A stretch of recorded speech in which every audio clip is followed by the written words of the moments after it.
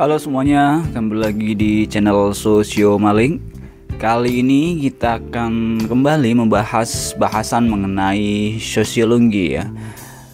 Setelah video sebelumnya kita membahas mengenai perubahan sosial, kali ini kita akan bahas mengenai modernisasi. Nah, apa itu modernisasi? Modernisasi adalah salah satu istilah yang kemudian banyak disebutkan atau banyak diperbincangkan dalam era perkembangan manusia ya, atau peradaban manusia. Nah, modernisasi ini merupakan salah satu bagian dari proses perubahan sosial di mana masyarakat ini berupaya untuk memperbarui dirinya, berusaha untuk mendapatkan ciri-ciri atau karakteristik yang dimiliki masyarakat modern. Nah, modernisasi ini seringkali menjadi penanda terjadinya perubahan dari konteks masyarakat yang tradisional ke masyarakat yang modern. Nah, banyak contoh-contoh dari modernisasi ya, misalkan tentang perkembangan teknologi, kemudian pembangunan yang menggunakan teknologi canggih, gedung-gedung bertingkat dan lain sebagainya. Itu bagian dari proses modernisasi. Nah, sesuai dengan konteks bahwa modernisasi adalah bagaimana upaya masyarakat merubah dirinya atau merubah konsep masyarakatnya dari masyarakat yang konvensional tradisional menjadi masyarakat yang mempunyai karakteristik modern. Maka kita perlu lihat apa sih ciri-ciri dari manusia modern itu. Nah, ciri-ciri dari manusia modern itu yang pertama adalah terbuka. Artinya masyarakat berpikir terbuka, punya pikiran yang tidak tertutup dari hal-hal yang datang dari budaya lain atau hal-hal baru yang kemudian muncul. Itu adalah ciri yang pertama dari masyarakat modern. Yang kedua adalah percaya pada ilmu pengetahuan dan teknologi ya. Manusia modern itu percaya pada iptek, bukan pada mitos-mitos hal-hal yang kemudian tidak rasional. Kemudian ciri yang ketiga adalah memiliki pilihan rasional. Artinya masyarakat modern itu diberikan pilihan-pilihan rasional untuk menentukan sesuatu atau memilih sesuatu.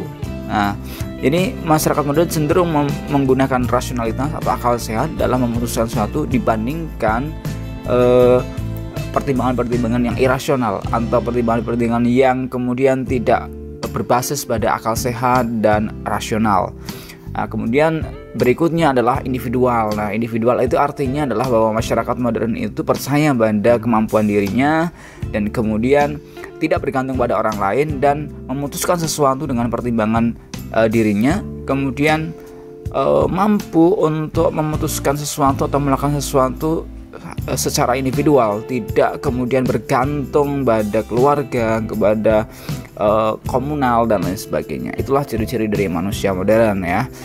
Lalu kemudian untuk menciptakan atau untuk menuju masyarakat yang modern atau proses modernisasi tidaklah kemudian secara serampangan bisa dilakukan oleh setiap masyarakat. Ada syarat-syaratnya. Nah, syarat-syarat dari modernisasi adalah sebagai berikut. Yang pertama adalah cara berpikir yang ilmiah. Nah, masyarakat yang kemudian ingin menjadi masyarakat modern atau ingin menciptakan modernisasi, yang pertama harus punya cara berpikir ilmiah. Artinya apa? Ya, cara berpikir ilmiah adalah cara berpikir di mana mengatasi persoalan atau merencanakan merencanakan sesuatu basisnya adalah berbasis ilmiah, rasional seperti itu. Yang kedua adalah sistem administrasi negara yang baik dan benar-benar mewujudkan birokrasi. Artinya dalam konteks di sini adalah modernisasi diperlukan sistem administrasi yang baik, yang benar, birokrasi yang kemudian membuat tata aturan yang kemudian memudahkan, bukan membuat ribet.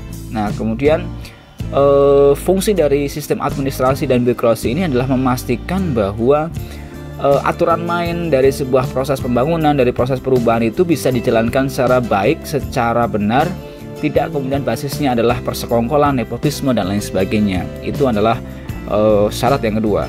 Kemudian syarat yang ketiga adalah sistem pengumpulan data yang baik dan teratur dan terpusat pada suatu lembaga atau badan tertentu. Nah, ini dimasukkan adalah dalam masyarakat modern untuk menuju modernisasi adalah perlunya database yang kemudian kuat, aman, kemudian bisa diakses oleh orang, dalam hal ini adalah oleh pengambil kebijakan, sehingga data ini kemudian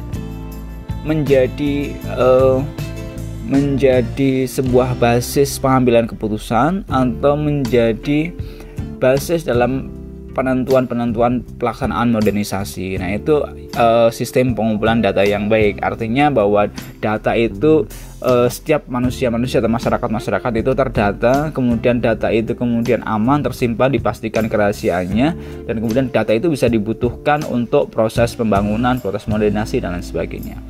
Kemudian syarat yang keempat adalah penciptaan iklim yang menyenangkan terhadap modernisasi, artinya kondisi masyarakat yang stabil, kondisi masyarakat yang aman, tidak terjadi konflik, tidak terjadi pemberontakan dan sebagainya. Ini adalah aspek-aspek yang menyenangkan dalam proses modernisasi, artinya masyarakat welcome, kemudian masyarakat terdidik dan lain sebagainya. Kemudian yang kelima adalah tingkat organisasi yang tinggi, terutama disiplin diri. Nah, modernisasi itu membutuhkan disiplin diri, karena apa? Modernisasi adalah dibutuhkan kesiapan pikiran, kesiapan mental, dan kesiapan fisik dalam kemudian pelaksanaan proses modernisasi.